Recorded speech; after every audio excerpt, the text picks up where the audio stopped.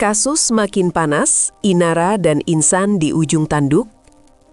Dalam perkembangan terbaru kasus dugaan perzinahan yang menyeret nama Inara Rusli dan Insanul Fahmi, situasi hukum keduanya kini memasuki babak kritis.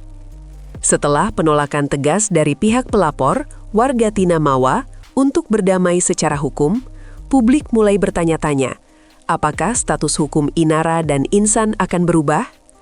Sebab, jika restoratif justice tidak diterima, maka satu-satunya jalur yang tersisa adalah proses pidana formal.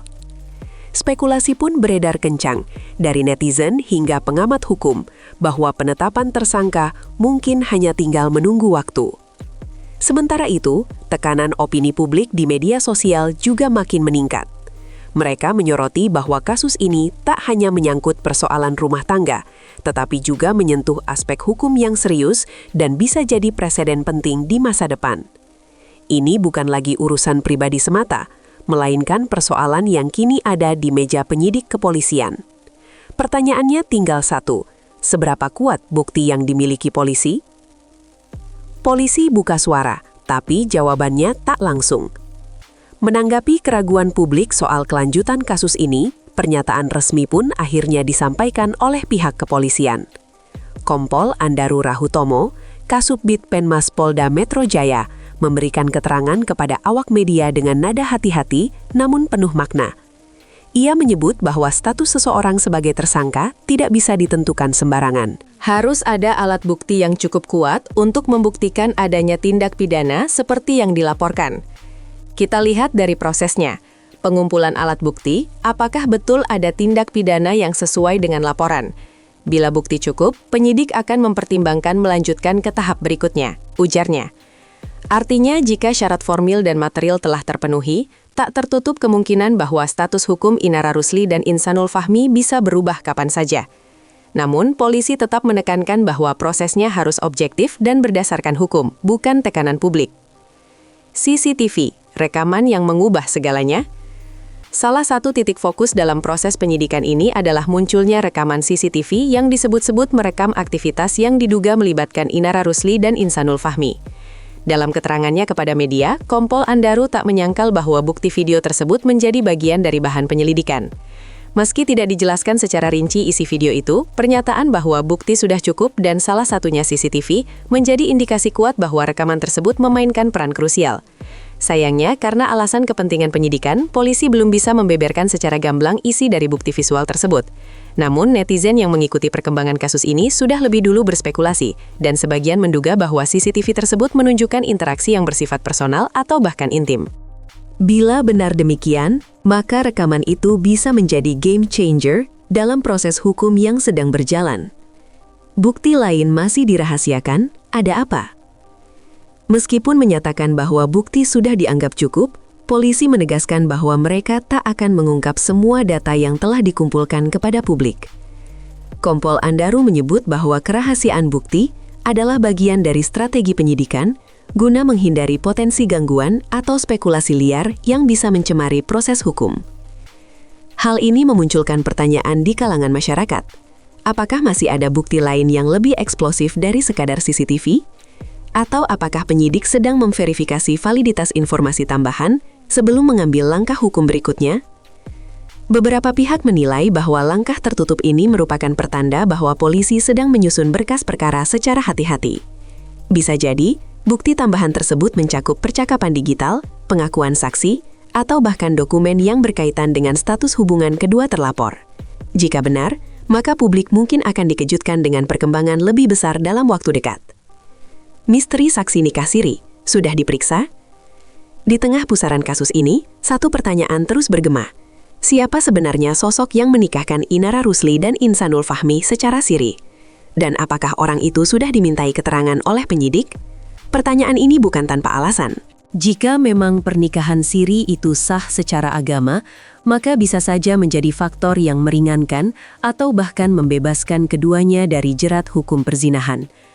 Namun sampai hari ini, polisi belum bisa memastikan jadwal pemanggilan atau pemeriksaan terhadap saksi tersebut. Masih dikoordinasikan dengan penyidik, ujar Kompol Andaru. Artinya, belum ada kepastian apakah keberadaan saksi ini benar-benar bisa membuktikan keabsahan hubungan mereka secara hukum agama maupun negara. Jika saksi akhirnya dimintai keterangan, maka keterangannya bisa sangat menentukan arah kasus ini. Apakah akan jadi bukti pembelaan atau justru membuka fakta baru yang bertolak belakang? Restoratif justice gagal total. Penolakan tegas dari Wardah Tinamawa terhadap permintaan damai menjadi titik balik penting dalam kasus ini. Jika sebelumnya masih ada peluang untuk menyelesaikan masalah lewat jalur mediasi, kini pintu itu tertutup rapat. Kuasa hukum Mawa menyatakan bahwa kliennya tidak akan mencabut laporan dan akan melanjutkan proses hukum hingga tuntas. Kami tidak menerima permintaan RJ, ujarnya beberapa waktu lalu. Hal ini tentu memupus harapan sebagian pihak yang menginginkan kasus ini diselesaikan secara kekeluargaan. Namun bagi Mawa dan tim hukumnya, keadilan lebih penting daripada perdamaian semu.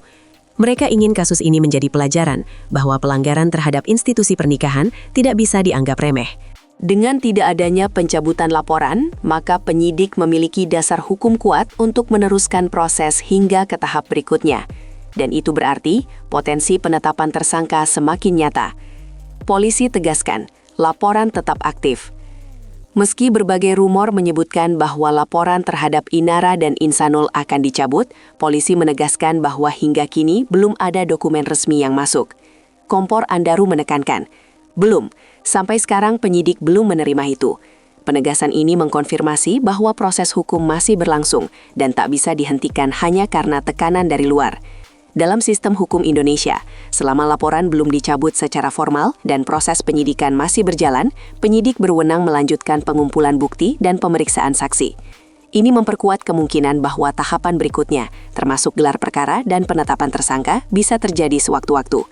Apalagi dengan alat bukti yang menurut polisi sudah mulai mengerucut dan cukup kuat, kecil kemungkinan kasus ini akan berakhir begitu saja tanpa putusan yang jelas. Semua kini tergantung pada langkah penyidik. Netizen menunggu gelar perkara. Di media sosial, sorotan terhadap kasus ini tidak mereda. Bahkan banyak netizen mulai menuntut adanya kejelasan lebih lanjut.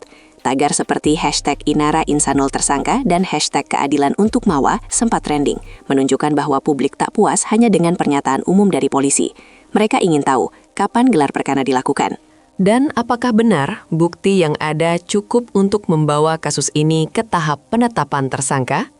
Secara prosedural, gelar perkara memang menjadi salah satu tahap penentuan penting dalam proses penyidikan.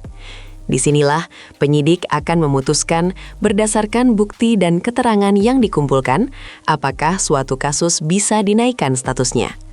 Dan jika sampai gelar perkara menyimpulkan bahwa unsur pidana terpenuhi, maka status Inaha Rusli dan Insanul Fahmi bisa berubah seketika. Inilah yang membuat publik terus menanti setiap perkembangan, karena satu keputusan bisa mengubah arah cerita. Spekulasi, siapa duluan jadi tersangka? Dengan bukti yang mulai dianggap cukup, publik kini berspekulasi soal kemungkinan penetapan tersangka. Apakah Inara Rusli akan lebih dulu ditetapkan, mengingat posisinya sebagai figur publik yang terus menjadi sorotan, atau justru Insanul Fahmi, yang status hukumnya sebagai suami sah dari pelapor Mawa menjadi faktor pemberat? Di sisi lain, isu mengenai siapa yang lebih dominan dalam hubungan juga turut memanaskan perdebatan. Apakah Inara yang menggoda, atau Fahmi yang mengingkari pernikahannya? Narasi ini bergulir kencang di media sosial, dan meski belum tentu berdampak langsung pada hukum, tekanan opini publik bisa memengaruhi cara kasus ini dikomunikasikan ke masyarakat. Yang pasti, polisi menegaskan bahwa keputusan penetapan tersangka akan murni berdasarkan bukti dan hukum. Tapi dalam praktiknya, kasus dengan eksposur publik tinggi seperti ini tak pernah lepas dari dimensi opini dan persepsi. Menuju akhir yang mengejutkan, kini, semua mata tertuju pada langkah berikutnya dari Polda Metro Jaya. Akankah mereka segera menggelar perkara? Dan apakah benar status tersangka akan dijatuhkan dalam waktu dekat? Jika itu terjadi, maka kasus ini akan memasuki fase baru yang jauh lebih serius, di mana kedua terlapor akan menghadapi proses hukum secara langsung. Namun jika tidak, maka publik akan bertanya-tanya, apakah ini hanya sensasi sesaat, atau ada alasan hukum yang kuat untuk menghentikan penyidikan? Yang jelas, keputusan apapun nanti akan menjadi sorotan nasional, karena kasus ini bukan hanya menyangkut nama besar dan rumah tangga, tapi juga menyangkut keadilan, etika, dan transparansi proses hukum di Indonesia. Kita hanya bisa menunggu, tapi satu hal pasti, cerita ini belum selesai, dan bab berikutnya mungkin akan jauh lebih mengejutkan dari yang diperkirakan siapapun.